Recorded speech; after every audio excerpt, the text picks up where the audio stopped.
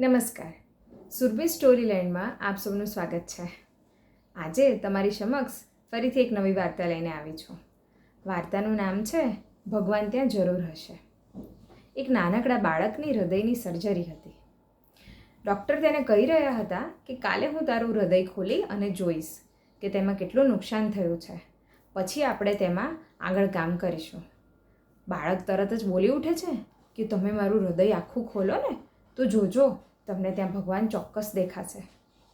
હવે ડૉક્ટર હતા નાસ્તિક, ભગવાનમાં માને નહીં, એટલે તેમને આ વાત ન ગમી. ફરી એમણે સર્જરીની વાત કરવા લાગી અને બાળકે ફરીથી ભગવાન હોવાની વાત કરવા લાગી. હવે ડૉક્ટરે કંટાળી અને તેના માતા પિતા સાથે વાત કરી અને ત્યાંથી જતાં જતાં કહેવા લાગ્યા કે સડી ગયેલી હૃદયની દિવાલો, ધમનીઓ અને વાલ્વ સિવાય ત્યાં કંઈ હોવાનું નથી. બીજા દિવસે સવારે એ નાનકડા બાળકને ઓપરેશન થિયેટરમાં લેવામાં આવે છે. ઓપરેશન કરતી વખતે ડૉક્ટર જ્યારે તેનું હૃદય ખોલે છે તો જુએ છે તો અંદર કંઈ જ સાબુત બચ્યું નહોતું. દુનિયાની કોઈ પણ સારવાર તેના નાનકડા હૃદયને વધુ સમય ધબકાવીને રાખી શકે એમ નહોતી.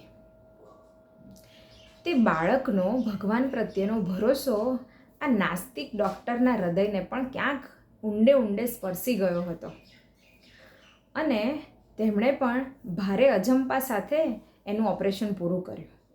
એ બાળકને ઇન્ટેન્સિવ કેર યુનિટમાં મોકલી અને પોતે પોતાની કેબિનમાં જઈને બેઠા. જ્યારે ત્યાં બેઠા હતા ત્યારે અચાનક જાણે ભગવાન તેમને સામે દેખાયા. એમણે તરત જ ભગવાનને પૂછ્યું કે હું તો એમ માનતો હતો કે તમે છો જ નહીં.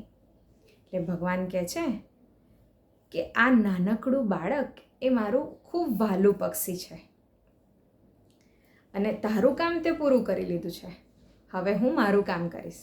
એટલે ડૉક્ટર કહે છે કે જો તમારું આ ખૂબ જ વહાલું પંખી હતું તો તમે એને આટલું બધું દર્દ કેમ આપ્યું, આટલું બધું દુઃખ તમે એને કેમ આપ્યું? ત્યારે ભગવાન ખૂબ સરસ જવાબ આપે છે કે એ મારું વહાલું નાનકડું પંખી હવે મારી પાસે આવી જશે એટલે એને કોઈ દુઃખ અને દર્દ નહીં રહે. પણ એ અહીં આવ્યું હતું તારા માટે, મારા એક ખોવાઈ ગયેલા પંખીને શોધવા માટે. અને આજે એને એનું કામ પૂરું કરી લીધું એટલે હવે હું એને મારી પાસે બોલાવી લઈશ. એટલામાં જ ડૉક્ટર પેલા બાળકને ભાન આવી ગયું છે અને ડૉક્ટર તંદ્રા અવસ્થામાંથી બહાર આવે છે અને જાણે ભગવાનને શોધેલ છે. એ ત્યાંથી ઊભા થઈ અને એ ઇન્ટેન્સિવ કેર યુનિટમાં જાય છે. ખૂબ બધી નળીઓથી વીંટળાયેલું પેલું બાળક ત્યાં સૂતું હતું. તેને જોઈ અને પોતાની અંદર જે અહંકાર અને અભિમાન હતું અને પોતાની જે જાત હતી એને ઓગળતી એ અનુભવે છે. તેની પાસે જઈને બેસે છે, એના માથે હાથ ફેરવે છે. એમને એમ લાગતું હતું કે પેલું બાળક કંઈક કહેવા માંગે છે એટલે તે ડૉક્ટર તેનું ઓક્સિજન માસ્ક હટાવે છે.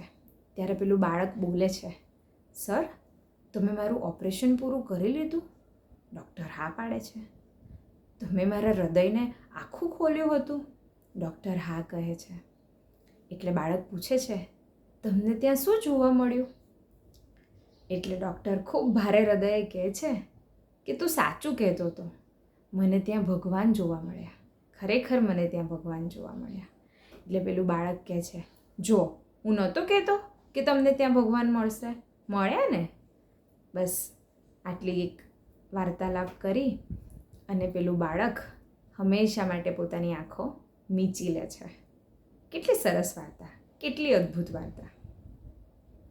આપણું આ હૃદય છે ને એ પણ એક મંદિર જ છે. ભગવાન ત્યાં જ બિરાજે છે અને એ વાત જ્યારે આપણને સમજાઈ જાય ત્યારે આપણને ઈશ્વર સમજાઈ જાય છે.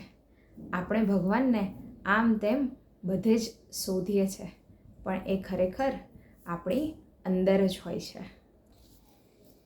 અસ્તુ.